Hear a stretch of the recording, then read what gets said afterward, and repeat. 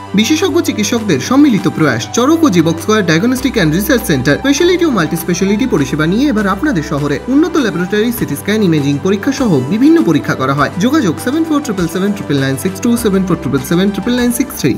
এক ব্যক্তির রহস্যজনক মৃত্যুতে চাঞ্চল্য ছড়ালো ডোমকলের মুরারিপুর বণিকপাড়া এলাকায়। শ্বশুরবাড়ির লোকজনদের বিরুদ্ধে খুনের অভিযোগ তুলছে মৃতের পরিবার। জানা গিয়েছে, ডোমকলের উত্তর গরিবপুরের বাসিন্দা শরীফুল ইসলামের বছর 3 আগে মুরারিপুর বণিকপাড়ায় বিয়ে হয়। কিছুদিন ধরেই স্বামী স্ত্রীর মধ্যে বিবাদ চলছিল বলে পরিবার সূত্রে খবর। সপ্তাহখানেক আগে বিবাদ চরমে পৌঁছলে স্ত্রী বাবার বাড়ি চলে আসে।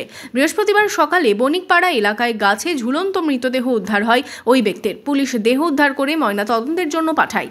যদিও ওই ব্যক্তির পরিবারের অভিযোগ, শ্বশুরবাড়ির লোকজন তাকে প্রলোভন দেখিয়ে নিয়ে এসেছে, খুন করেছে। এক সপ্তাহ আগে আমাদের বাড়িতে একটা অশান্তি হয়, ওর মা যাওয়ার পর অশান্তি হয় দিয়ে সেই নিয়ে ওই ভাইয়ের শাশুড়ি গিয়ে অশান্তি হয়।